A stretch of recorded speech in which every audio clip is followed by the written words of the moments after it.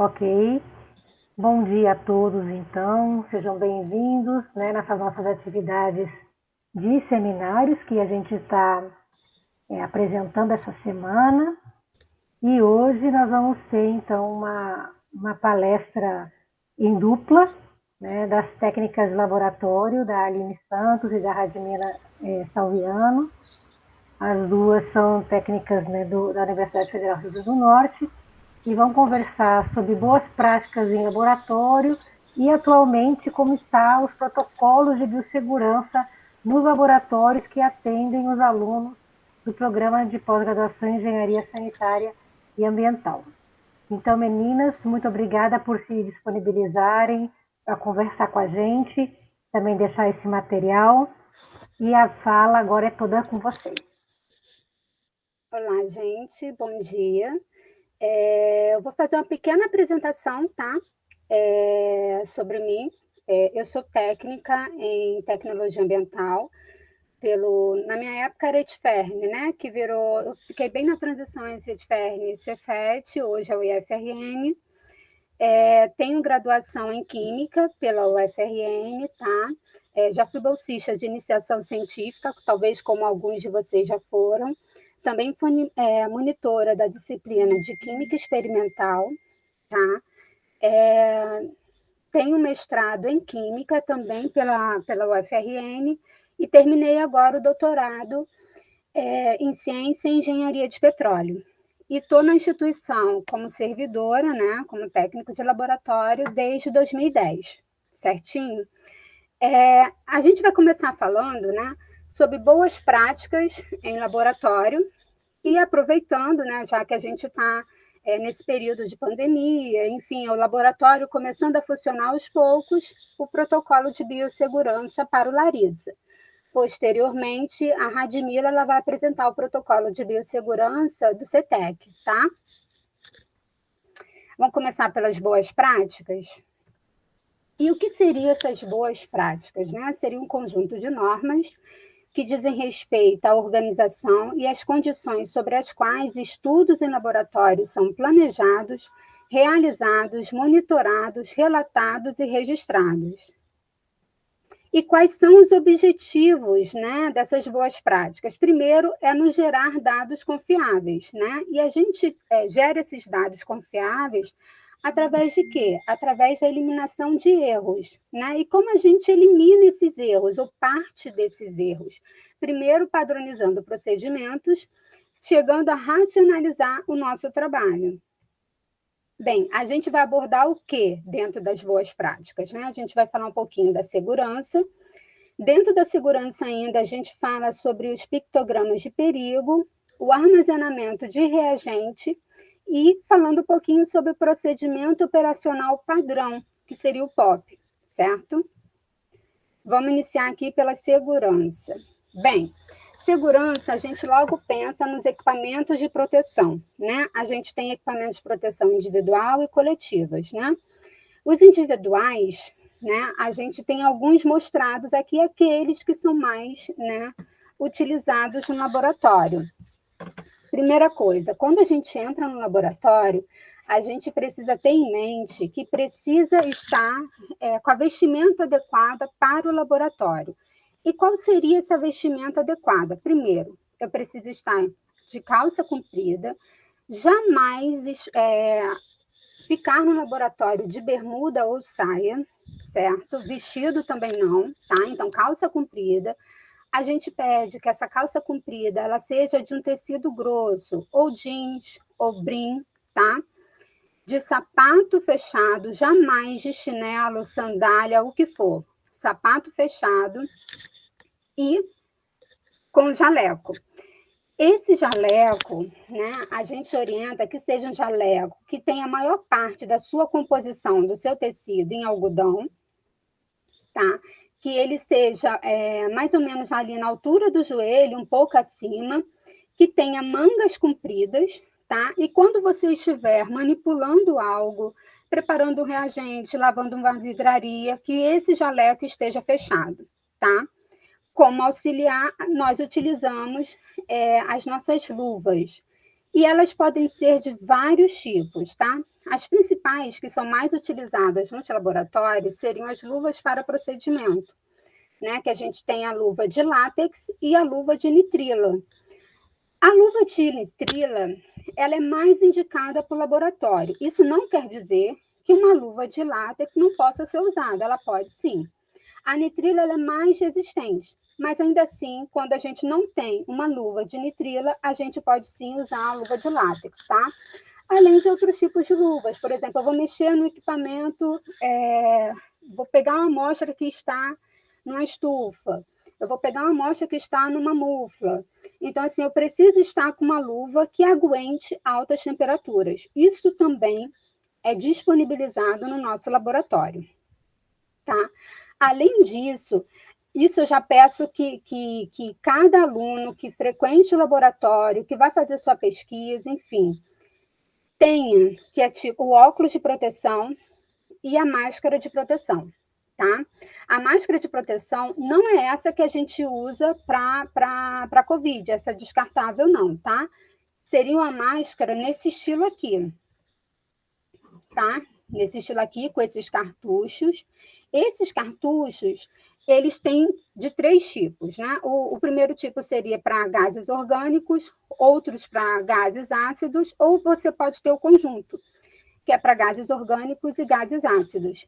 Eu oriento que quando vocês forem comprar, que vocês comprem para gases ácidos e gases orgânicos, tá? Esse filtro que engloba essas duas características. E isso aqui, esse material, tanto o óculos de proteção quanto a máscara de proteção, a gente encontra em qualquer loja que venda material de construção. Há um tempo atrás, eu não sei como está hoje, mas menos de R$ 50 você comprava o conjunto, certo? Isso vai te dar uma proteção maior. Além do que, a gente pode até fornecer pela instituição, mas aí muitas pessoas vão usar, tá? E eu acho assim, como você vai no rosto, eu acho interessante que cada aluno tem o seu, certinho? Vamos falar sobre os equipamentos de proteção coletiva, tá? Aqui eu estou colocando aqueles que nós possuímos nos nossos laboratórios, tá? Nós temos aqui o chuveiro e lava-óleos. Esse chuveiro ele pode ser só o chuveiro, em outro lugar o lava-óleos. No nosso caso aqui, a gente tem um conjunto que é chuveiro e lava-óleos, tá? Ele é indicado para quê? Eu estou manipulando alguma substância, algum reagente, e por algum motivo aconteceu um acidente e essa substância respingou em você. Mas assim, respingou bastante em você, derramou em você. Então você vai vir e vai acionar essa alavanca que um jato de água vai descer e vai limpar todas essas substâncias que estão no seu corpo. Por que eu digo isso? Porque tem substâncias que têm algumas características. Por exemplo, tem alguns reagentes que são corrosivos, e são corrosivos para a pele. Então, assim, quando eles estiverem em contato com o corpo, eles podem me causar queimaduras. Então, assim, às vezes, graças a Deus, nunca aconteceu, espero que nunca aconteça, mas às vezes sim, é necessário, e eu já vi acontecer na química, que você precisa sim acionar esse chuveiro. Da mesma forma, o lava-óleos, tá? O lava-óleos, por algum motivo, você não estava usando óculos de proteção e respingou alguma substância nos seus olhos. Então, você vai vir para esse lava-óleos e você vai empurrar em uma alavanca que tem aqui, eu vou mostrar para vocês, para ficar mais claro, tá? Aqui o lava-olhos, você empurra essa alavanca aqui, né? Você vai abrir os seus olhos, né? Porque é natural que você, né? Vem o jato de água que você fez, então você precisa manter esses olhos abertos e você posiciona a sua cabeça e vem esse jato de água, esse esguicho de água, lavar esse globo ocular, tá? Aqui é a representação, né? Dos chuveiros. Gente, isso aqui é um equipamento de proteção coletivo. Eu espero que vocês tenham todo o cuidado do mundo e que isso nunca aconteça. Outro exemplo de equipamento de proteção seria os extintores, tá? Dentro dos nossos laboratórios, né? A gente não tem extintores, mas a gente tem extintores em todo o prédio, inclusive na frente do laboratório. A gente recomenda 2 tipos de extintores para o laboratório: pó químico, tá? e dióxido de carbono. O extintor de água, né, não é recomendado para o laboratório, devido às substâncias presentes nele, né? Outro exemplo aqui seria a capela de exaustão. Eu vou mostrar 2 tipos mais comuns nos laboratórios, certo? A gente tem uma capela de fibra de vidro. Essa é uma capela em que, por exemplo, você tem um laboratório e, por algum motivo, não se planejou uma capela para aquele laboratório. E, com o decorrer do tempo, viu-se a necessidade de ter uma capela de exaustão naquele laboratório. Então, como é feito? Você compra essa capela de fibra de vidro e ela vai ser instalada em cima da bancada. E você vai fazer toda a instalação da exaustão, né? Porque ele vem com o exaustor aqui. Então, o que vai acontecer?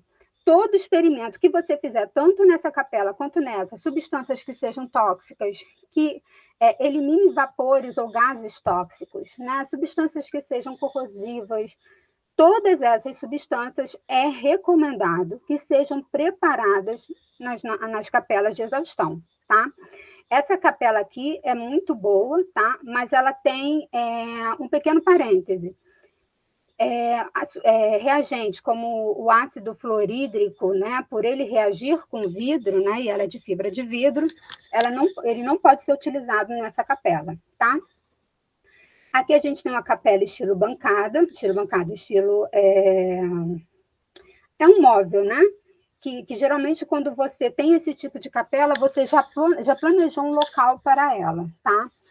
Ela vem também com exaustor, né, que é a principal função, né, e com iluminação, tanto essa daqui quanto a de fibra de vidro, tá? Essa daqui não tem restrição de uso de substância, qualquer substância pode ser utilizada nela.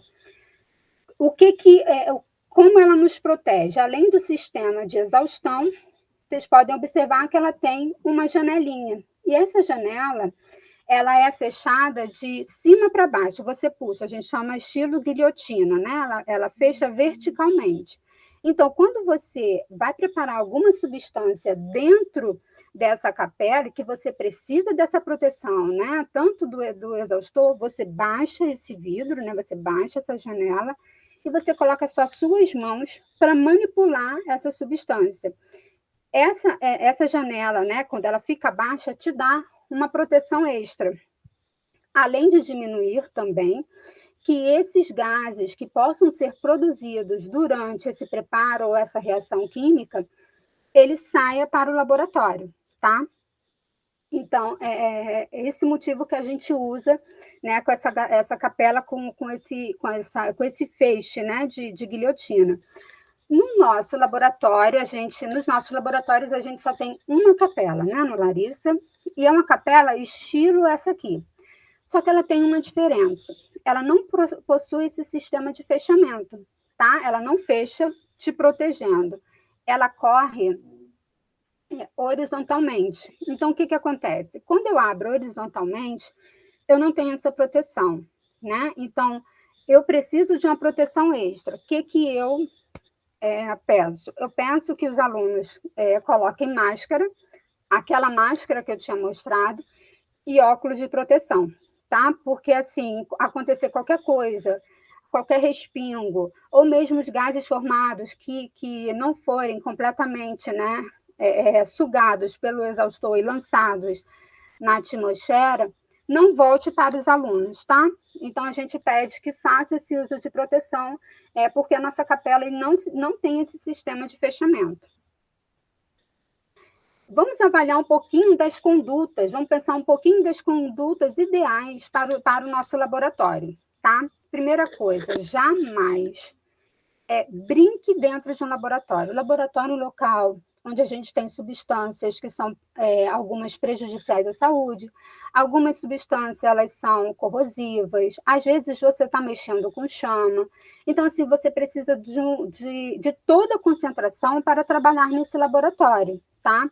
Então, assim, a gente pede que, por favor, né, não brinque nos laboratórios, encare o laboratório como local sério, que precisa de atenção e precisa mesmo, tá? É um local insalubre.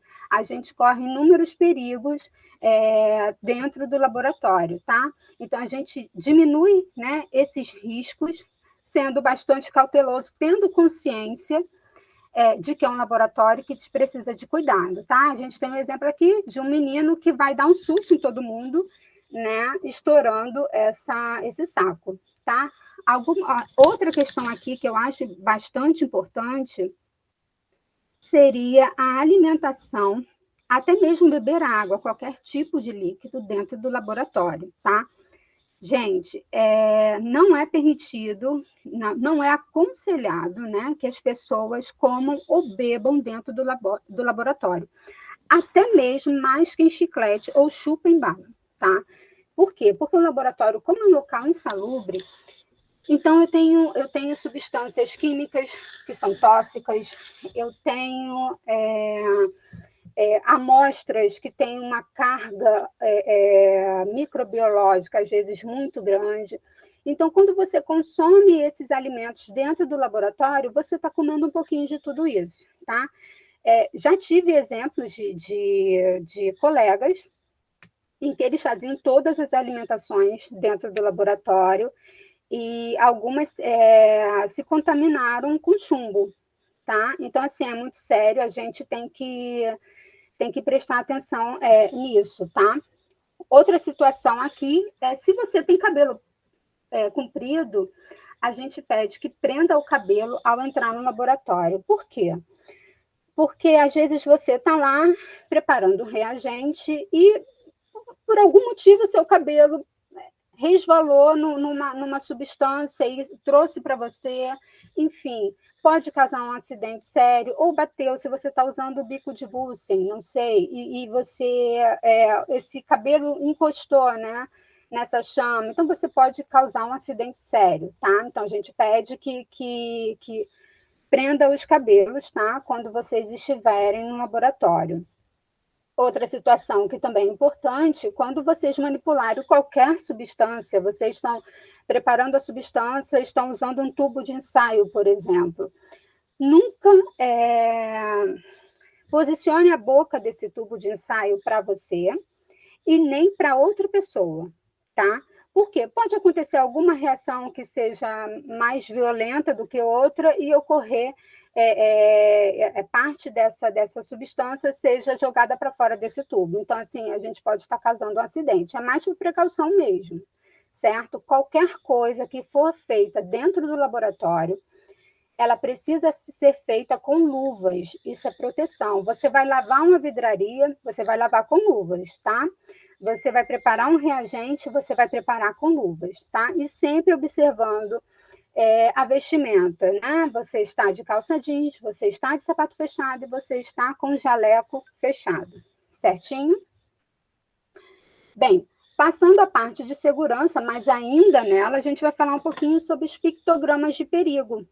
Eu não sei se vocês já conhecem, tá? A gente tem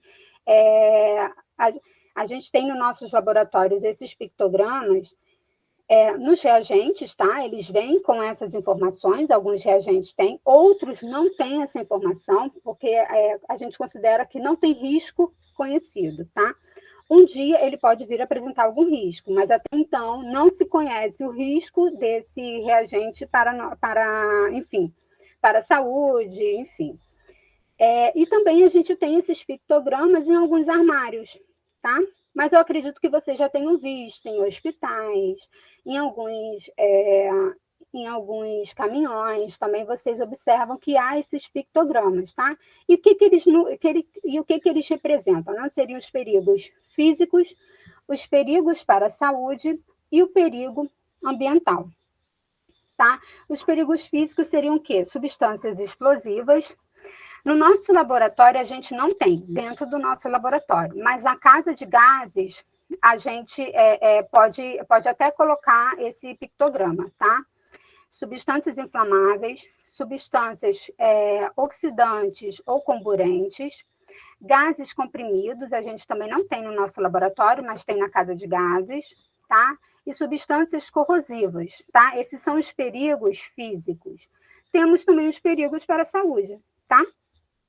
Que seriam substâncias tóxicas, substâncias corrosivas. Aqui, novamente, né, o símbolo de corrosivo, agora para a saúde, que no caso seria uma corrosão cutânea, né, ou para o globo ocular, e aqui seria uma corrosão em metais, tá? Quando você tem um reagente, não vem, ele só vem um pictograma, ele não vem dizendo, isso aqui é perigo físico, isso aqui é perigo para a saúde. Essa informação você encontra nas fichas de informação de segurança, tá? Desses reagentes. Aqui a gente tem o pictograma de irritação ou nocivo, tá? Esse pictograma mudou. Antigamente era um xizinho, tá? Hoje a gente tem essa exclamação. Aqui a gente tem esse outro pictograma que é risco para a nossa saúde. Ele pode ser uma substância mutagênica, uma substância teratogênica ou uma substância carcinogênica, tá? Isso também não vem indicado, só vem esse símbolo, certo? Então, a gente encontra essa informação também nessa ficha de segurança, de informação de segurança dos produtos químicos, seria a FISPIC. E o perigo ambiental, que são aquelas substâncias que, quando você descarta de forma inadequada, pode vir a contaminar os recursos hídricos, enfim, contaminar esses animais que vivem ali, os solos, tá? Então, assim, todas essas informações estão contidas, tá, nos nossos reagentes, tá? E elas indicam quais cuidados nós devemos ter ao manipulá-los. Aqui eu tenho alguns frascos, né, de alguns reagentes que têm, né, essas informações, esses pictogramas, né? Eu tenho aqui o hidróxido de sódio, ele só tem um pictograma, ele é uma substância corrosiva, tá? O metanol, né, ou o álcool metílico, né? Ele tem 3 indicações de perigo, aqui tem os 3 pictogramas. Geralmente o primeiro é aquele que oferece mais risco, e assim, né, vai diminuindo gradativamente. O primeiro seria uma substância inflamável, ele é uma substância tóxica e ele apresenta também risco para a nossa saúde, certo? Temos também o ácido nítrico, né? Ele é uma substância, embora seja um ácido, né? A gente geralmente acha que todo ácido, ele é somente corrosivo. O ácido nítrico, o mais importante aqui, além de ele ser corrosivo, ele é uma substância oxidante, tá? Então, assim, todos esses pictogramas nos dão indicações de como eu devo trabalhar com essas substâncias. Bem, já vimos a questão de segurança, os pictogramas. Vamos falar um pouquinho sobre o armazenamento de reagentes? Talvez vocês se perguntem, para que eu preciso saber sobre armazenamento? É muito importante. Por quê? Porque quando vocês forem preparar qualquer substância, qualquer solução, você vai precisar saber aonde está armazenado esse reagente. Eu preciso decorar? Não, vocês não vão precisar decorar. A gente tem uma lista, tá? Que é disponível, está disponibilizado no nosso laboratório, né? Na porta desse armário, em que ele informa todos os reagentes que a gente tem armazenado e o armário que está armazenado. E como a gente classifica esse armário? A gente classifica esse armário de acordo com os pictogramas de perigo, tá? E a gente armazena essas substâncias. E como a gente chegou nisso, tá? Existem várias formas de armazenamento de substâncias. Como a gente não tem uma quantidade muito grande de reagentes, a gente pode utilizar para isso essa matriz de compatibilidade segundo o GHS, que é o Sistema Global Harmonizado para armazenamento de produtos químicos, tá? E aqui, nessa matriz, a gente tem todos os pictogramas, tá, de perigo. E com qual uma substância, por exemplo, aqui, vamos dizer, o ácido nítrico. O ácido nítrico, ele é oxidante. Aqui, ele me diz o quê? Que eu não posso armazenar esse ácido nítrico com substâncias inflamáveis. Mas eu posso armazenar esse ácido nítrico com todas as outras substâncias desses pictogramas, com substâncias oxidantes, tóxicas, corrosivas, nocivas à saúde, ao meio ambiente, irritantes, ou que não tenham ainda nenhuma classificação, que são sem risco conhecido. Isso aqui é uma indicação. Mas, além disso, a gente tem incompatibilidade também de substâncias. Por exemplo, o ácido nítrico, ele é um ácido que não pode ser armazenado com outro ácido. Então, ele não pode ser armazenado com substâncias corrosivas, que sejam ácidas. Então, ele não vai estar no armário de ácido. Ele vai ter que estar em outro armário. Por quê? Porque se acontecer algum acidente eu entornar esse ácido e ele vir entrar em contato com essas substâncias que são incompatíveis com ele, eu posso vir a causar ou uma explosão, ou eu posso formar substâncias extremamente tóxicas ou que produzem gases tóxicos, tá? Então, assim, a gente precisa ter esse cuidado. Por que eu estou falando isso para vocês? Além da questão de pensar na forma quando vocês forem guardar esses reagentes nos armários, né? Pensar assim, ele está aqui porque tem um motivo, tá? Além disso, também facilitar para aquelas pessoas que depois vão precisar utilizar aqueles reagentes, porque muitas vezes a pessoa não se preocupa em guardar no local adequado. O que acontece? A pessoa que vai precisar usar posteriormente não encontra esse reagente. Aí vem nos perguntar, não encontrei, a gente acha que não tem mais, ou senão a gente vai ter que procurar em todos os reagentes presentes até achar esse. Às vezes a gente encontra em outro armário que não tem nada a ver, tá? Além, principalmente, da segurança, que é o principal, que é para vocês essa segurança, tá? Também facilitar o trabalho para o nosso colega.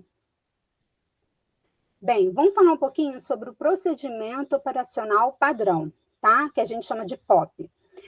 O procedimento operacional padrão, ele não é uma coisa unificada. Cada laboratório tem o seu procedimento operacional padrão, né? Cada projeto pode ter seu procedimento operacional padrão, tá? Isso não é uma coisa fixa, tá? Ela muda. Primeiro passo do nosso procedimento operacional padrão, do nosso POP, seria o quê? Organização dos experimentos. Como que a gente vai fazer isso? Por exemplo, eu iniciei o meu mestrado, eu vou analisar um rio, não sei, e eu vou ver alguns parâmetros. Primeiro eu tenho que saber quais parâmetros eu vou analisar. Eu vou analisar nitrato. Certo, ok. O que eu tenho que ver agora? Eu tenho no meu laboratório metodologia para nitrato? Legal, eu encontrei duas metodologias. Qual dessas metodologias eu vou usar? Aí vai entrar o quê? Qual é a minha amostra? Minha amostra é de um rio, ela tem uma carga orgânica muito grande, ou é uma amostra de uma ET, né, que eu tenho bastante matéria orgânica. Eu tenho duas metodologias. Uma não me permite analisar se eu tenho uma carga orgânica muito grande, embora seja mais fácil. E eu tenho outra que me permite. Então eu vou escolher essa. Pronto, escolhi minha metodologia, né? Dentro dessa metodologia, eu vou ter uma relação de reagentes. Quais são esses reagentes, né, que eu vou precisar? Eu tenho esses reagentes no laboratório para preparar as minhas soluções? Eu tenho esses reagentes, eu não tenho. Como eu faço? Eu vou ter que comprar? Como é que a gente vai ver isso? Ok, resolvi os reagentes. Pronto, está tudo ok com meus reagentes. Vamos para as vidrarias. Eu tenho as vidrarias indicadas? Eu tenho quantidade suficiente essas vidrarias? Está tudo certo com as vidrarias? Passo para a etapa seguinte. Equipamentos. Equipamentos que eu vou utilizar. Geralmente, para nitrato, eu utilizo o espectrofotômetro de UV visível. Eu tenho esse equipamento? Eu tenho. Ele está funcionando? Legal, ele está funcionando. Poxa, vai dar para eu utilizar esse equipamento. Pronto. Eu organizei o meu experimento. Eu passei o primeiro passo. Bem, agora o segundo passo. Eu vou aprofundar mais esse conhecimento. Eu vou conhecer esses reagentes, né? Eu vou preparar essas soluções, então eu vou precisar conhecer.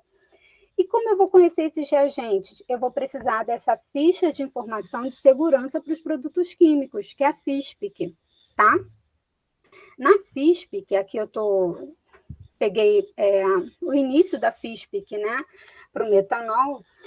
Na FISPIC, ela vai me dar inúmeras informações, tá? Ela vai identificar esse reagente, ela vai me mostrar quais são os indicadores de perigo desses reagentes, ela vai me dizer a composição desse reagente, tá? O que eu tenho é um reagente que é ultra puro, ou eu tenho alguns contaminantes, em que percentual de contaminação, né, desses contaminantes eu tenho nesse reagente. Eu vou ter também, se acontecer algum acidente, qual é a forma indicada para resolver isso? Quais são os conselhos que ele me dá de equipamento de proteção para manipular essa substância? Tudo isso vai estar na FISPIC, tá? Bem, conheci meu reagente, estou mais segura. Terceiro passo, vidraria.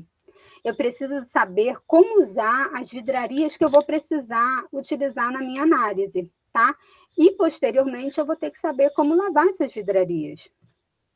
Vamos conhecer um pouquinho delas? Aqui, eu mostrei as principais vidrarias utilizadas no laboratório. Existem inúmeras outras vidrarias, tá? Mas eu coloquei as principais. De vidraria de precisão, nós temos balão volumétrico, tá? A gente tem esse balão volumétrico em vários volumes, tá? A gente tem desde o balão volumétrico de 10 ml até 2.000 ml, né? Geralmente o balão volumétrico, ele é utilizado para o preparo de soluções, tá? Você tem um volume fixo e você vai precisar preparar uma solução de concentração tal. Então, eu vou fazer os cálculos para saber quanto eu vou precisar para preparar essa solução. Todo esse preparo eu faço aqui, nesse balão volumétrico. Mas tem um detalhe. O balão volumétrico é só para preparar a solução. Depois de preparada, você não vai deixar essa solução no balão volumétrico, certo? Outra vidraria aqui, que é bastante utilizado para transferência, preparo de solução, seriam as pipetas. A gente tem vários tipos de pipetas, tá? Aqui eu coloquei as duas principais encontradas no laboratório. Então, eu tenho uma pipeta graduada e tenho uma pipeta volumétrica. Por exemplo, a pipeta volumétrica, ele me dá um volume fixo. Eu tenho pipeta volumétrica de 1 ml, de 2 ml, de 10 ml, de 5 ml, mas eu só tenho esses volumes fixos. Se eu vou preparar uma solução, né, e é um padrão, e eu preciso de um volume fixo, eu vou dar preferência ao uso da pipeta volumétrica. Por quê? Embora as pipetas elas sejam vidrarias de precisão, a pipeta volumétrica ela é mais precisa, tá? Ela garante que o quanto eu pipetar ali vai ter aquele volume mesmo, tá? Agora, se você precisa preparar uma solução, mesmo que seja um padrão, mas você precisa de um volume de 9 ml, eu não tenho uma pipeta volumétrica de 9 ml. Então, o que eu vou fazer? Eu vou usar uma pipeta graduada, sem problema nenhum, tá? Desde que eu saiba utilizar essa pipeta, certo? Ok. Saindo das pipetas, a gente vem para a bureta. A bureta tem praticamente as mesmas funções da pipeta, tá? Eu também posso utilizá-la para preparar soluções, tá? Mas ela também é bastante utilizada em titulações, em que a gente precisa, né, o cálculo, né, o gasto de volume. Também é um exemplo de vidraria de precisão, tá? Agora, a gente tem as outras vidrarias, que embora sejam vidrarias que mostrem volume, né, que você veja aqui cada volume, né, indicado, não são vidrarias de precisão. O que é isso? Mesmo que eu tenha um becker de 100 ml e tem um indicador que 100 ml é aqui, isso não quer dizer que eu tenha 100 ml. Ele tem um valor aproximado. Eu posso ter 110 ou eu posso ter 90 ml, certo? Então, assim, jamais eu vou utilizar um becker para o preparo, para medir volumes, tá? Eu uso um becker para preparo de solução. Né? Para solubilizar solução. Se eu precisar aquecer, fazer levar para aquecimento uma amostra, eu vou utilizar um becker, tá? Tipo becker, balão, proveta, a gente tem tanto em vidro, né, borosilicato, como a gente também tem em material de polipropileno, tá? Porque algumas substâncias, elas não são indicadas para serem usadas em vidro, tá? Porque elas corroem o vidro, tá? São indicadas para uso em plástico. Bem, saindo do beck, a gente tem a proveta. A proveta a gente pode utilizar também para preparo de solução, no sentido de quê? De você saber o volume. E você vai me perguntar, poxa, Aline, você me disse que a proveta não é uma vidraria de precisão. Não, ela não é de precisão. Mas se eu tenho volumes grandes e eu estou preparando uma solução que não é um padrão, eu estou preparando um ácido de lavagem, eu posso utilizar uma proveta para fazer essa medição sem problema nenhum, tá? A mesma coisa o Erlenmeyer. O Erlenmeyer, ele também, no mesmo caso do Becker, ele tem praticamente as mesmas funções do Becker. Além dessas funções do Becker, o Erlenmeyer também é utilizado em titulações, porque eles nos permitem mexer essa amostra sem que haja um risco grande de eu perder essa amostra, tá? Por causa dessa boca estreita aqui do Erlenmeyer, certo? Vamos ver, você, pronto, conheceu algumas das nossas vidrarias, né? E agora eu preciso medir esse volume. Eu tenho várias marcações de volume. Mas aí, quando eu coloco a minha amostra, eu tenho um menisco, né? Que é essa curvatura aqui da minha solução, né? Do meu líquido. Qual a forma correta, né? Que isso é importantíssimo, e a gente sabendo ler, a gente diminui bastante erro. Como olhar? Sempre quando você, por exemplo, numa proveta, numa pipeta, numa bureta, sempre coloque o volume que você quer, indicado, por exemplo, eu quero 10 ml, eu vou dizer que 10 ml é aqui. Então, eu vou colocar a minha amostra no menisco, sempre na altura dos meus olhos, nem acima e nem abaixo, conforme está aqui. Por quê? Porque, embora, se eu botar abaixo, eu vou ver no menisco, mas, na verdade, eu tenho isso aqui, tá? Se eu for lá na altura dos olhos, ok? Da mesma forma, um ângulo superior, também vou ter de forma errada. Então, eu não vou estar medindo a quantidade que eu quero medir, tá? Um outro exemplo aqui seriam substâncias incolores. Substâncias incolores, a gente vê bem bonitinho o menisco formado, né, do líquido, e a gente consegue medir sem problema algum. Mas substâncias coloridas, a gente não consegue ver esse menisco. O que a gente faz? O que a gente faz? O que a gente faz? A gente verifica, né, essa substância pela parte reta, né, que forma. A gente não consegue ver esse menisco. Bem, vamos falar um pouquinho sobre lavagem de vidraria? A lavagem de vidraria é simples, né? Aqui eu vou dar um exemplo mais comum, tá? A gente tem a vidraria na água corrente, tá? Passa sabão, detergente, enfim. Enxágua essa vidraria, rinça essa vidraria com água purificada 3 vezes. Quando eu falo água purificada, porque depende do tipo de tratamento que você fez nessa água. Pode ser uma água destilada, pode ser uma água miliqueia, pode ser uma água deionizada, pode ser uma água que passou pelo sistema de osmose, tá? A gente rinça para eliminar qualquer tipo de contaminação dessa água corrente, desse sabão, tá? Eliminando isso aqui. E deixa essa vidraria secar. Essa vidraria a gente pede que seque de forma no meio ambiente, assim, no ambiente normal, né? Alguns laboratórios pedem para secar essas vidrarias na estufa. Só que a gente tem um problema. Algumas vidrarias, como as vidrarias de precisão, o balão, a pipeta, a bureta, elas não devem ser submetidas a aquecimento. O que causa aí? Né? Eu tiro a minha calibração da minha vidraria. Então, aquele volume que eu estou achando que é 10 ml, que está dizendo ali que é 10 ml, eu não vou ter mais 10 ml, tá? Então, assim, a gente pede que não seque as vidrarias em estufa, certo? E também algumas pessoas colocam autoclave, algumas vidrarias não são indicadas, como as de precisão. Alguns tipos de análise, a gente utiliza uma lavagem específica, por exemplo, para fósforo. Fósforo, como a gente usa sabão ou detergente, eles são ricos em fosfato, então a gente faz um pré-tratamento antes de utilizar essa vidraria. Depois que você fez toda a lavagem, você lava essa vidraria com ácido clorídrico, né?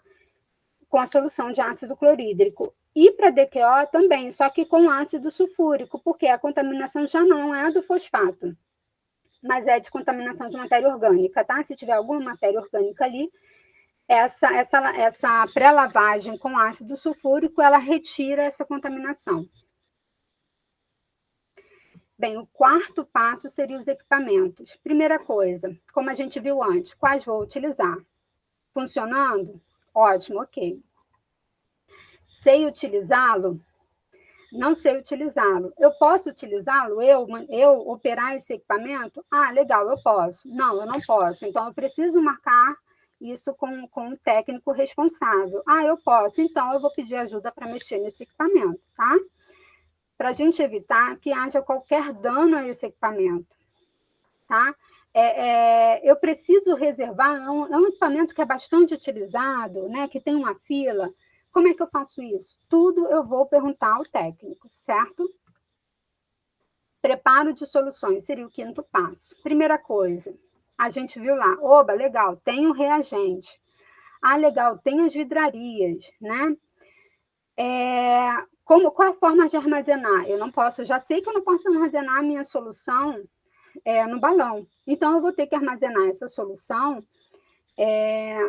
num frasco para reagente. Ah, legal, essa solução eu posso armazenar no frasco de vidro ou preciso armazenar essa substância num frasco de plástico, como uma solução de hidróxido de sódio, né, que ele reage com vidro. Ah, legal, eu tenho. Eu preciso guardar essa solução no local longe de fonte de luz, né? Ah, eu preciso guardar essa solução refrigerada. Como eu devo armazenar essa solução? Outra coisa, qual o prazo de validade dessa solução? Ah, é uma solução que dura tranquilo 1 mês, dura 6 meses. Ah, não. É uma solução que eu preciso preparar no dia que eu vou fazer a minha análise, porque ela dura 3 horas, né? Como reagente misto para o fosfato. Ela dura 6 horas, então eu vou ter que preparar no dia que eu fizer essa análise. Ah, ela dura 1 semana, eu preciso guardar em geladeira. Tudo isso eu tenho que verificar, o tipo de frasco, como eu havia dito, e qual é o equipamento de proteção, principalmente, né, para preparar essa solução. Eu preciso utilizar uma capela, eu preciso de um óculos de proteção, eu preciso de uma máscara. Tudo isso eu tenho que saber, certo?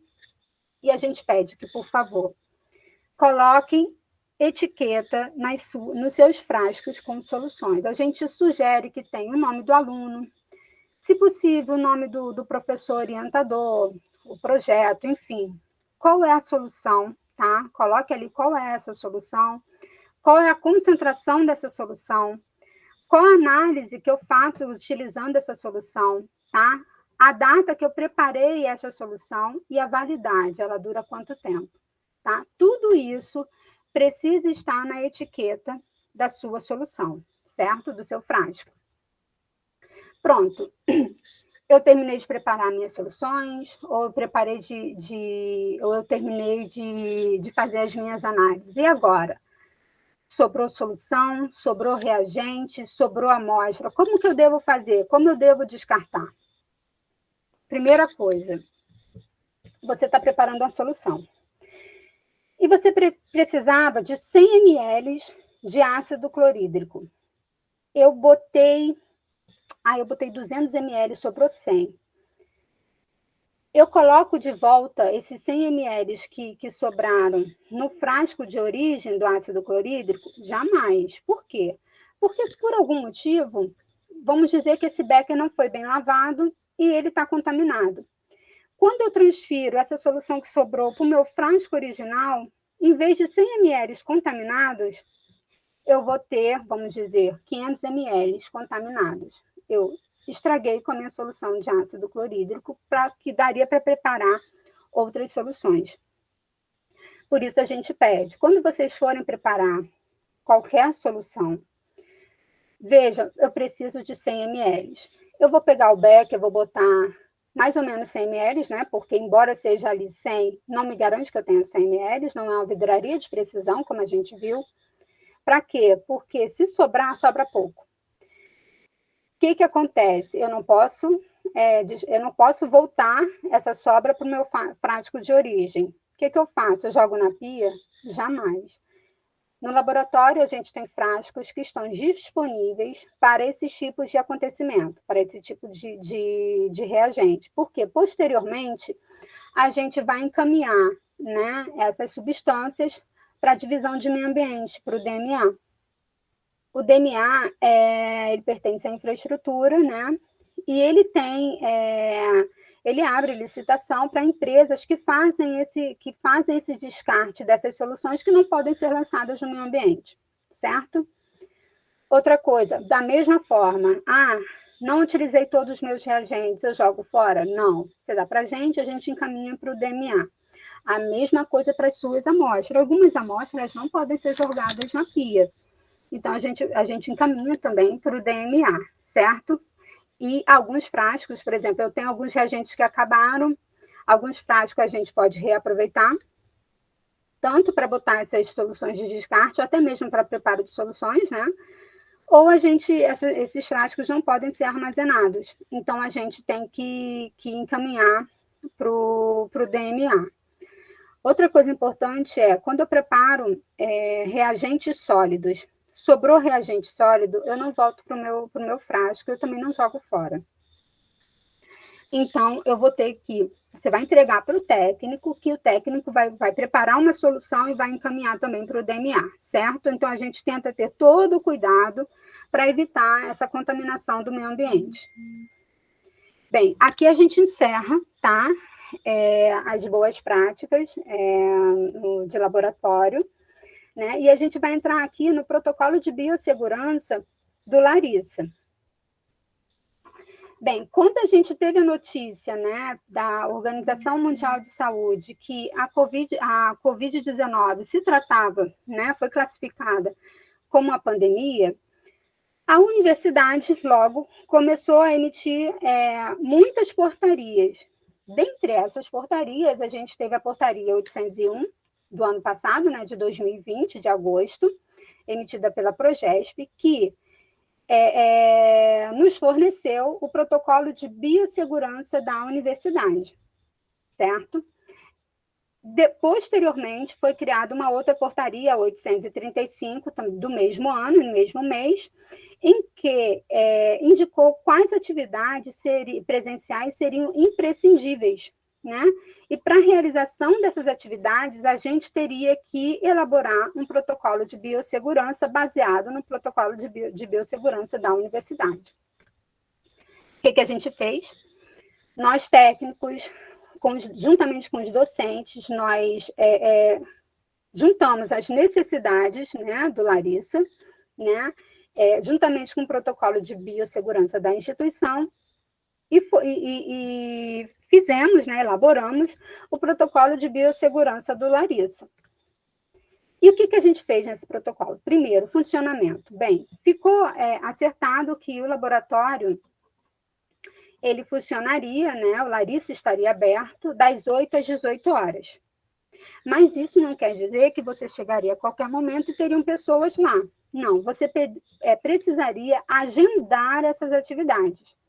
De que forma? A gente fez o seguinte, cada aluno ele vai poder utilizar o laboratório até 6 horas por dia, por até 3 dias por semana. Por exemplo, eu posso utilizar o laboratório das 8 a 14, e eu quero marcar segunda, terça e quarta. Eu posso marcar a quinta? Não. Por quê? Passou dos meus 3 dias. Tá? Eu preciso utilizar o laboratório o dia todo. Não, você tem direito a utilizar o laboratório 6 horas por dia. Por quê? Você pode utilizar menos, até 6 horas. Eu só vou precisar de 2 horas. Por isso que é importante, por exemplo, quando você marca o uso desse laboratório, eu marquei às 8 horas. Que você chegue nesse horário, às 8, 8h10, 8h20. Por quê? Porque tiveram pessoas que também precisaram marcar, mas alguém já tinha marcado antes. Então, assim, se você não precisar utilizar as 6 horas, marque menos. Dê oportunidade de outras pessoas também utilizar esse laboratório, até porque a gente sabe como está complicado, até que a gente sabe como a pós-graduação não parou, Então, muita gente está atrasada no procedimento experimental para terminar a dissertação, entendeu? É mais por isso. E sempre as atividades agendadas, né, com os técnicos e na presença de um servidor. Ah, mas antigamente eu ia para o Larissa, eu ficava só. Agora não, a gente está num momento atípico, a universidade está agora funcionando, começando a funcionar aos poucos, né? Até então eram pouquíssimas pessoas, né, nos nossos laboratórios, né? Até porque a gente começou bem antes, né, do que o pessoal que está retornando. Então, assim, precisa sim da presença de um servidor, ou um servidor técnico ou um servidor docente, tá? Mas a gente precisa que essas atividades sejam agendadas. Bem, quais áreas, né, estão liberadas para uso, né? Os nossos laboratórios principais, né? O laboratório de Físico-Química e Microbiologia, o laboratório de águas para abastecimento, o laboratório de micropoluentes, eles estão liberados para uso. Em que condições? Cada, por exemplo, laboratório de análise, né, de físico-química, ele só é permitido o uso de 2 alunos. Laboratório de águas, 1 aluno, e micropoluentes, também 1 aluno.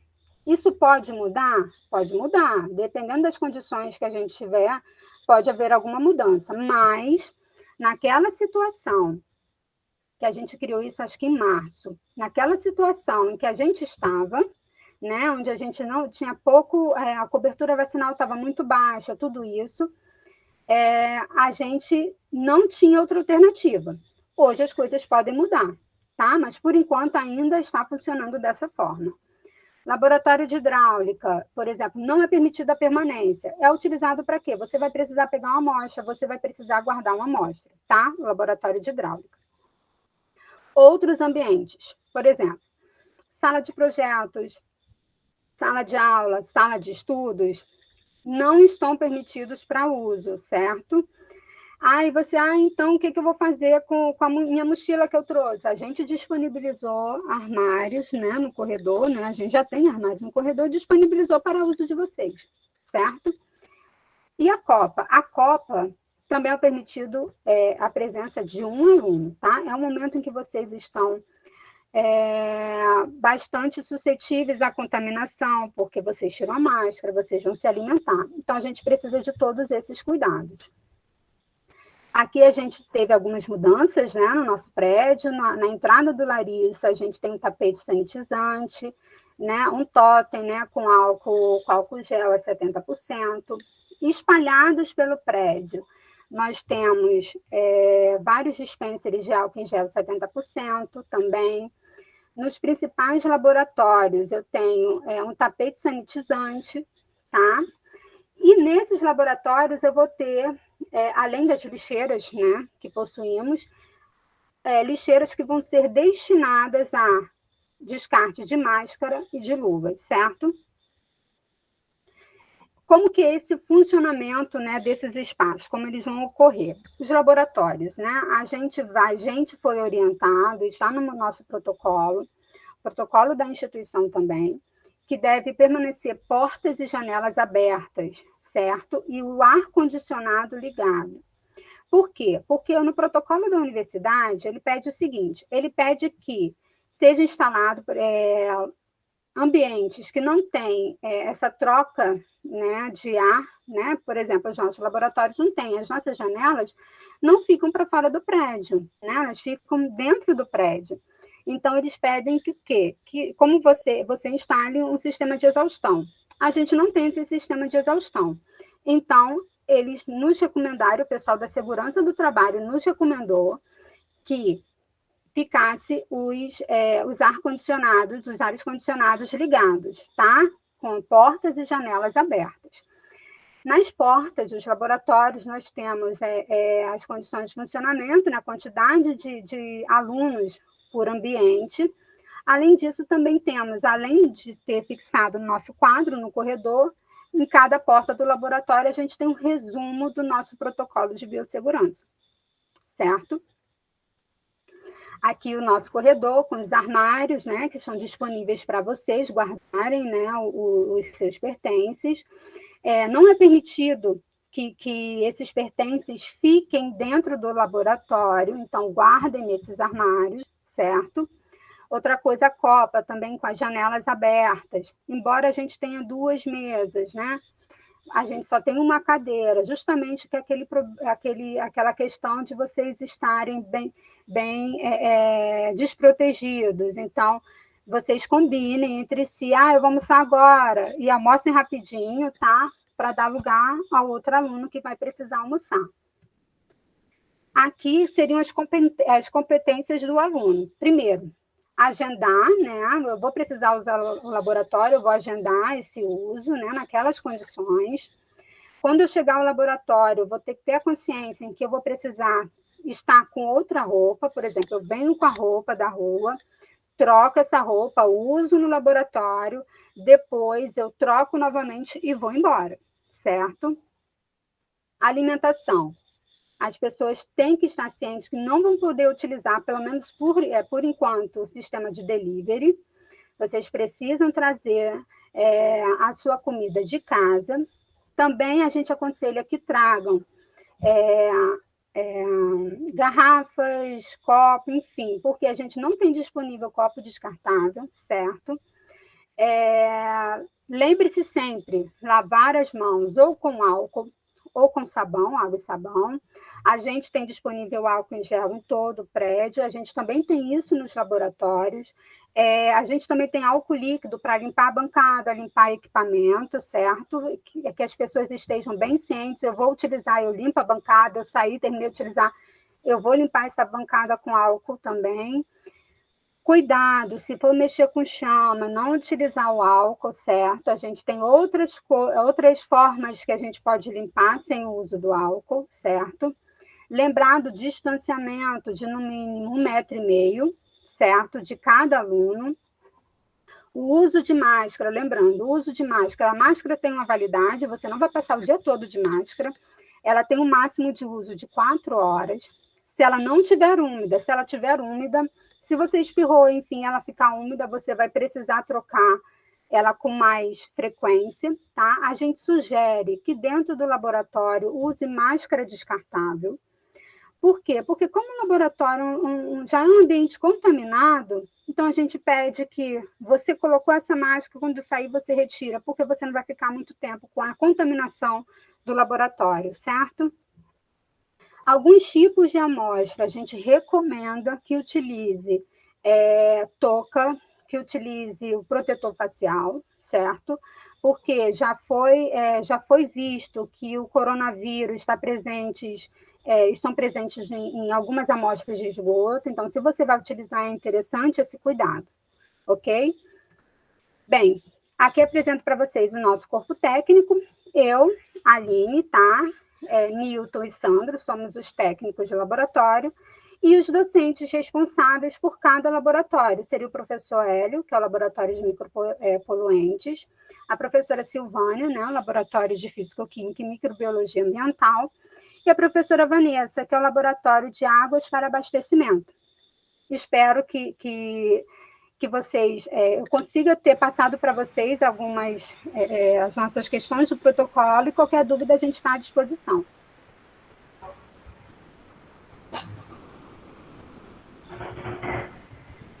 Obrigada, Aline. Eu acho que é melhor daí a Radmila já falar, daí a gente abre para as perguntas, né, gerais aí.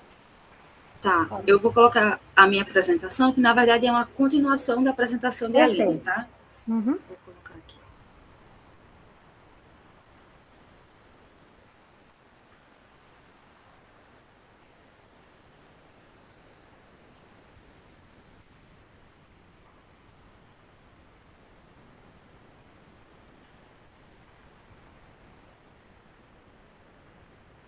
Deu certo aí? Sim, deu certo. Só ocultar aí, ocultar a barrinha. Tá. Vou colocar também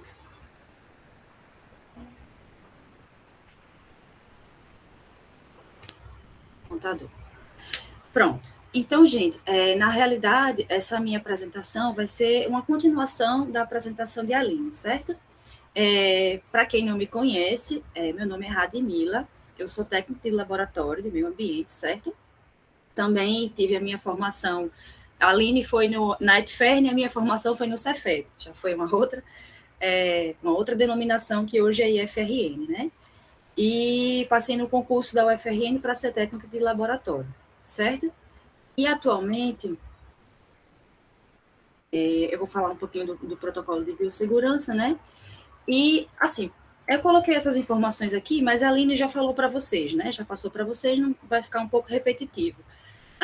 Até porque nós fizemos o protocolo de segurança em conjunto, né? Os servidores técnicos, juntamente com os professores, se reuniram e a gente fez o protocolo juntos, claro, adaptando as diferenças de cada localização, mas todos eles baseados no protocolo de biossegurança da UFRN, certo? Então, eu trabalho atualmente nos laboratórios de curso de engenharia ambiental, certo? Os laboratórios de curso de engenharia ambiental, eles estão localizados no prédio do CETEC, que eu acredito que, se vocês conhecem o Larissa, já devem ter visto o CETEC, que é o prédio que fica logo ao lado, que a gente até conhece popularmente como Minhocão, né? Por causa desse formato dele.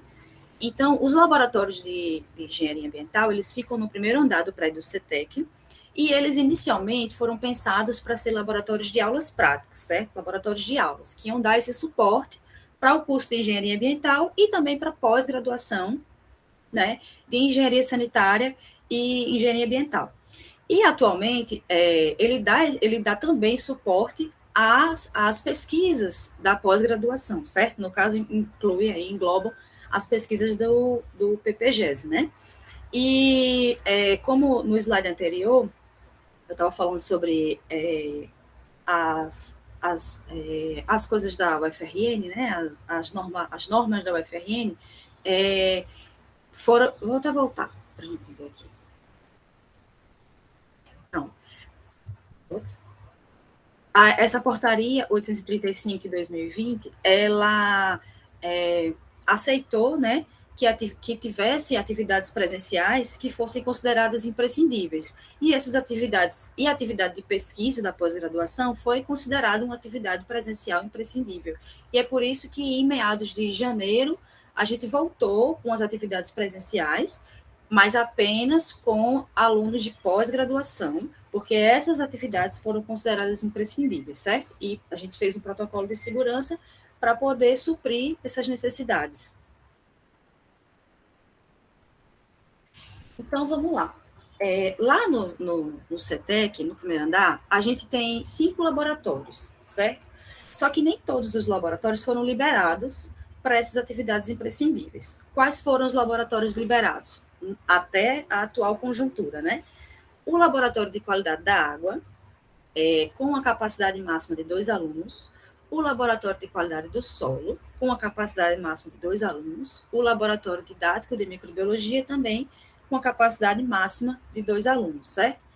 E, fora isso, outras instalações do CETEC que estão liberadas para uso, né? Que é a copa, que na verdade eu vou mostrar para vocês mais na frente, que é uma copa improvisada, né? E a sala de estudos, que é a sala atualmente onde eu fico, certo? Mas ela também com a capacidade reduzida. É uma sala grande que, em momentos antes da pandemia, ela ficava repleta de alunos lotados, mas nesse momento ela tem uma capacidade também só de duas pessoas, né? De 2 alunos mais 2 usuários. E aí, o funcionamento é semelhante ao que acontece no Larissa, certo? Nos laboratórios lá de engenharia ambiental, só tem uma servidora, que no caso sou eu. Então, a gente organizou, né, que no caso do Larissa, cada aluno só pode ficar 6 horas por dia, 3 dias por semana. E sempre tem que ter a presença de um servidor. Como só tem um servidor, que sou eu, né, então, os laboratórios de engenharia ambiental funcionam efetivamente 3 dias na semana, 6 horas corridas, certo? E atualmente tem sido terça, quarta e quinta, mas isso é combinável, certo? Com os alunos que estão trabalhando lá atualmente, a gente conseguiu combinar dessa forma e tem sido assim. Assim como no Larissa, as atividades também têm que ser agendadas, certo? E não só as atividades, como os equipamentos também, certo? Da metade do ano para cá, a gente viu que tinha uma demanda maior de alunos, uma demanda maior do uso de equipamentos, inclusive até o pessoal que não usa muitas instalações do CETEC, mas precisa utilizar alguns equipamentos, né, que é o pessoal que usa o Larissa, mas que usa alguns equipamentos também do CETEC. Então, além das suas atividades diárias, você tem que agendar também o uso de alguns equipamentos. Por exemplo, a mufla. Lá no Larissa, atualmente, não tem mufla. Então, a mufla que o pessoal do programa de pós-graduação que precisa usar, vai usar, é a mufla do CETEC. Então, a gente precisa fazer esse agendamento com antecedência, certo? É um pouquinho diferente do Larissa. Como assim? O Larissa é um laboratório isolado. E os nossos laboratórios, eles ficam dentro do prédio do CETEC. Então, a gente tem que se adequar às regras do CETEC. Então, além das regras que vocês já viram, vocês precisam enviar também o plano de atividade imprescindível, porque esse plano de atividade imprescindível eu preciso entregar na administração do CETEC, certo? Além de vocês de ficarem comigo, eu preciso entregar na administração do CETEC. E também enviar um cronograma prévio. Você já analisa como é que você vai fazer as suas análises, quanto tempo você vai precisar, quais os dias que você vai usar, né? Levando em conta que são sempre 3 dias na semana, 6 horas por dia, você monta o cronograma e me envia, certo? Então, antes da gente começar as atividades, você precisa agendar e mandar o plano de atividade imprescindível e também o cronograma. Esse plano de atividade imprescindível é importante também porque, como lá no CETEC, é um prédio grande, certo? E que tem uma portaria. Então, tem muita gente entrando e saindo o tempo inteiro, eles precisam ter um controle, até porque é um momento atípico, né, que a gente está vivendo. Então, para isso, vocês precisam entregar seus dados com nome, CPF, alguma informação sua, para que você tenha um passaporte, vamos dizer assim, consiga entrar, né, no prédio sem nenhuma dificuldade. Então, assim, semelhante ao que a Aline já falou, né, a gente tem alguns equipamentos de uso individual, que é de responsabilidade do aluno, que cada aluno precisa ter, certo?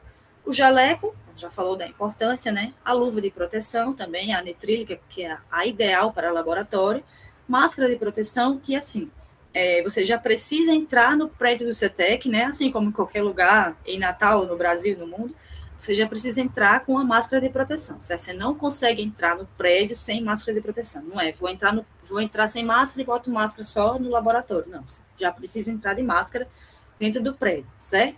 E assim como a Aline falou também, o ideal é que você troque a máscara. A gente possui máscaras no laboratório, máscara descartável, certo? Ou que você use também as PFF2. A gente até recomenda que se o aluno puder usar, tiver, né, como usar uma PFF2, a gente não fornece. Infelizmente, a gente não tem como fornecer. Mas máscara cirúrgica a gente tem como fornecer nos laboratórios, certo? E algumas atividades precisam realmente de uma paramentação diferente. Atualmente, a gente tem alunos que trabalham com amostras de esgoto e eles precisam usar touca, certo? E, de preferência, colocar também um outro avental por cima do jaleco. E mais para frente eu vou mostrar uma foto direitinho. E o protetor facial, a gente até colocou no início que era um uso obrigatório, mas atualmente a gente também só usa em situações específicas, né? Porque viu que realmente talvez não fosse tão necessário. Em algumas situações específicas, quando vai manusear com alguns aços, algumas coisas mais perigosas, a gente usa. Mas a gente aboliu essa obrigatoriedade de ficar o tempo inteiro com o protetor facial. Então, assim como a Aline falou, né, tem algumas competências do aluno, eu só acrescentei alguma coisa ou outra. A questão da alimentação, o cronograma, né, você tem que marcar, né, a alimentação a gente também não permite o uso de delivery para poder evitar essa contaminação cruzada, o aluno precisa trazer a sua comida de casa, certo? Se o aluno tiver aluno tiver o cabelo comprido, manter sempre ele preso para evitar acidentes, certo? A gente também sempre tem álcool em gel nos corredores, tem álcool líquido nos borrifadores dentro do laboratório, tem pias com sabão, né? A gente fornece sabão, então o aluno sempre lembrar de estar higienizando as mãos, lembrar de ter a distância, né? Necessária de 1,5 m, a questão da máscara também, e os outros elementos que a gente já falou, né? A touca, a proteção facial e o... essa outra proteção por cima do jaleco. E aí, assim, para quem não conhece, aqui tem umas fotos mais ou menos de como é o prédio como é os nossos laboratórios, certo? A gente entra no CETEC, no primeiro andar, vocês dão de cara com esse corredor, que é o corredor que tem todos os laboratórios de engenharia ambiental. Vocês podem até ver nessa primeira foto, deixa eu ver se eu coloco aqui. Aqui também tem o lava-óleos, né? Nosso chuveiro lava-óleos, que a Aline falou, que é um item de segurança, né? Caso aconteça algum acidente, algum ácido respingou e a gente tem aqui o nosso chuveiro e lava-óleos, certo? E aí, assim que você entra, caso eu não tenha chegado ainda, você precisa esperar alguém, esperar alguma amostra, esperar, enfim, alguma coisa, tem essas cadeirinhas e elas, né, como em qualquer lugar, não pode sentar um do lado do outro para manter o distanciamento. No corredor, a gente tem um frasquinho de álcool em gel. Para entrar nos laboratórios também tem o tapete sanitizante, certo? A gente também possui as lixeirinhas diferenciadas, tem as lixeiras comuns para você colocar lixo comum, resíduo comum, papel, coisa do tipo, e tem uma lixeira específica para recolhimento de EPI, certo? No caso, luva, máscara, touca, porque esse recolhimento inicialmente iria até ser feito pela DMA e agora não é mais, mas a gente recolhe como se fosse um material, um resíduo de banheiro, né? Que é um resíduo infectante. E nas portas dos laboratórios também tem as informações, tem o protocolo de biossegurança reduzido, né, com todas as informações que são necessárias, e também os EPIs necessários, né. Também, semelhante ao Larissa, a gente precisa manter portas e janelas abertas, certo? De início, a gente até colocou no protocolo que os ar-condicionados ficariam desligados. A gente manteria portas e janelas abertas e isso seria suficiente para manter, né, a oxigenação, enfim, a ventilação do movimento. Só que a gente viu que fica realmente muito quente. E aí a gente optou por deixar portas, janelas abertas e os ar-condicionados ligados, para ter essa ventilação cruzada, né, que eles chamam. Mas assim, existe uma ventilação, mas o problema é que fica muito quente, se a gente, ainda mais que está trabalhando com jaleco e tudo mais, então a gente optou em ficar com o ar-condicionado ligado também, mas sempre portas e janelas abertas. As salas possuem 2 portas, né? Eventualmente a gente deixa as 2 portas abertas, inclusive, para poder circular o vento melhor. E aí tem a questão da copa. É um pouquinho diferente, né, a dinâmica do CETEC e a dinâmica do Larissa, porque o Larissa tem uma copa própria, o CETEC tem uma copa improvisada, né? Na verdade, você pode até ver que tem uns fios aqui, ela é uma sala que foi adaptada para isso, né? Mas dá para o aluno trazer a sua comida, esquentar nos micro-ondas, né? E próximo à copa tem essas mesinhas aqui. Ótimo que tem várias mesas. Então, o que é que a gente pensou?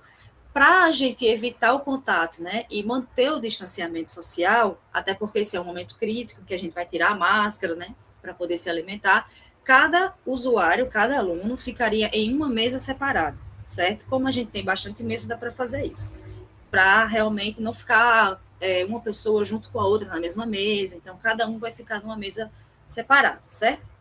Diferente do Larissa, a gente também não tem armários para as pessoas colocarem seus pertences, certo? Mas a gente tem umas mesinhas que são destinadas para isso. Dentro dos laboratórios tem algumas mesas do lado dos armários que a gente guarda as vidrarias e é onde o aluno deve guardar o seu material. Nunca, jamais colocar material na bancada. A bancada é um material onde a gente só usa para fazer seus experimentos, para realizar suas análises, certo? Porque é um local perigoso, pode cair um ácido, pode cair alguma coisa, então a gente não recomenda colocar nenhum tipo de material nas bancadas. Então a gente tem umas mesinhas separadas para que o aluno coloque os seus pertences, certo? Pronto, aqui a gente tem algum exemplo dos nossos alunos, né, dos nossos laboratórios, nos 2 laboratórios que atualmente hoje estão funcionando, que é o Laboratório de Qualidade da Água e o Lab Solo, né? Gil está até vendo a apresentação que eu vi, está aqui ela. Então, assim, as alunas paramentadas, né, de luva, de máscara, jaleco, e aqui no caso do laboratório de água, a aluna está manuseando uma amostra de esgoto, então por isso ela precisou colocar algumas coisas a mais, né? Colocou touca para poder se resguardar do perigo que as amostras de esgoto podem ter, né? Na verdade, é basicamente isso, porque o nosso protocolo é muito parecido com o protocolo de biossegurança do Larissa. Tem algumas diferenças só. Se tiver ficado alguma dúvida, vocês me perguntam, tá? Se deixei de falar alguma coisa. Eu sou técnica de laboratório, como eu falei, e os laboratórios que estão liberados para uso, que são os laboratórios de qualidade da água, o laboratório de qualidade do solo e de microbiologia, são de responsabilidades das docentes, né? O laboratório de qualidade da água é de responsabilidade da professora Juliana, o laboratório de qualidade do solo da professora Karina e o didático de microbiologia da professora Vanessa. E é isso. Muito obrigada, Radmila, obrigada, Aline. E eu vou abrir agora para perguntas ou colocações. Eu tenho algumas colocações, alguns highlights, digamos assim, também, mas eu primeiro queria ver se alguém gostaria de fazer algum comentário, alguma pergunta.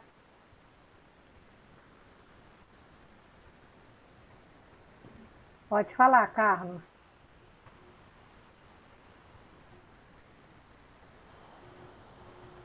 Bom, primeiramente, parabéns às meninas, ficou bem claras as informações, e eu fiquei com dúvidas em duas coisas. Em relação à ficha FISP, né, foi falado que você tem o pictograma, né, lá de cada reagente, mas, assim, as fichas ficam com o técnico ou fica dentro do laboratório, caso a gente queira, tipo, descartar, na hora de descartar algum reagente, saber da forma correta, né? Então, fica com vocês ou fica dentro do laboratório?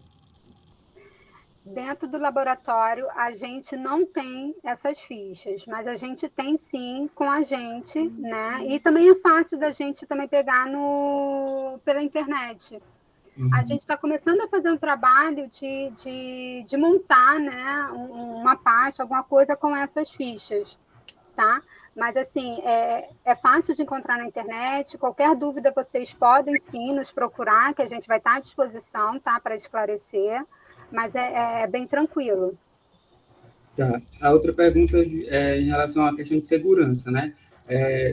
Como a gente está com esse protocolo de segurança, de biossegurança, no caso, aí os laboratórios estão sendo revezados entre um ou dois alunos, aí no caso de algum tipo de incidente ou acidente, né, que ocorrer dentro do laboratório, né, às vezes acontece de estar lavando a vidraria, se cortou, ou então um acidente com algum tipo de reagente, qual o procedimento a fazer, né, em questão também dos primeiros socorros, caso venha acontecer.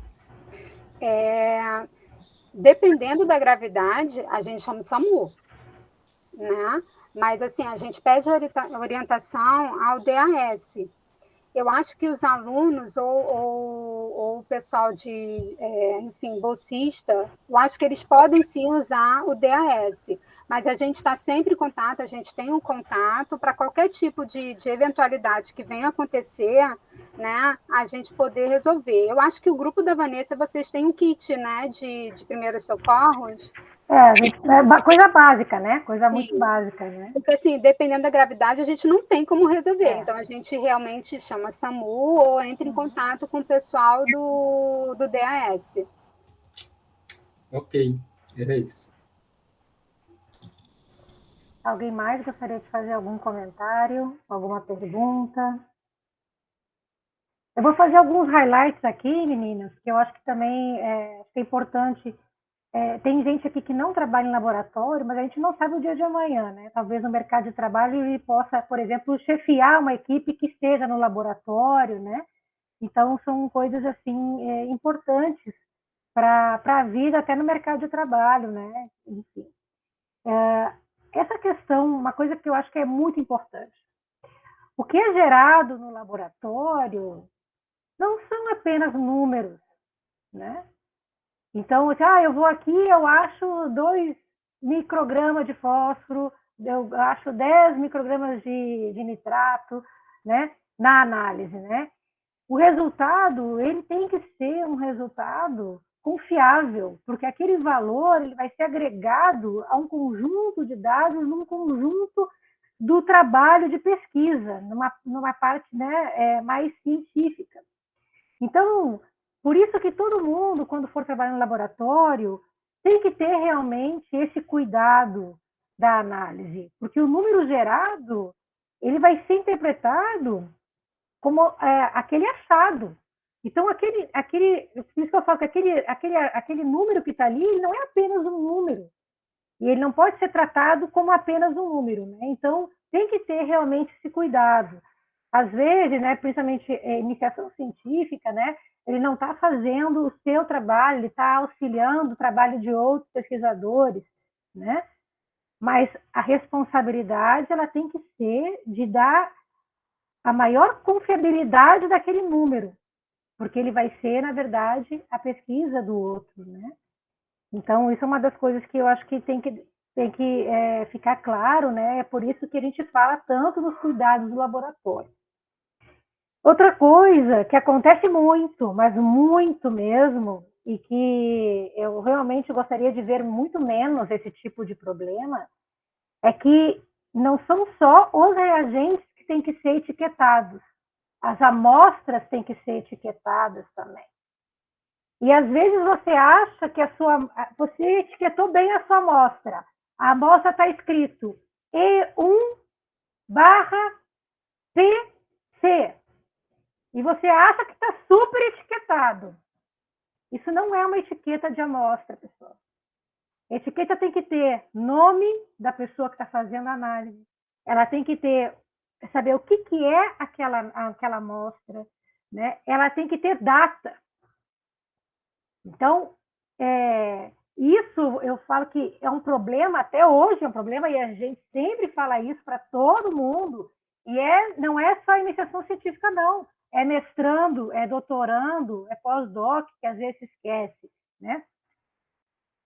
Porque às vezes você já fez a análise, colocou na geladeira, e aí foi embora do Larissa, nunca mais voltou, e aquela amostra ficou na geladeira, e os técnicos e os professores responsáveis ficam com a dúvida se aquela amostra está sendo trabalhada ou não, e aí tem que ligar para todo mundo que usa o laboratório, aquela amostra EC2/ não sei o que, é sua.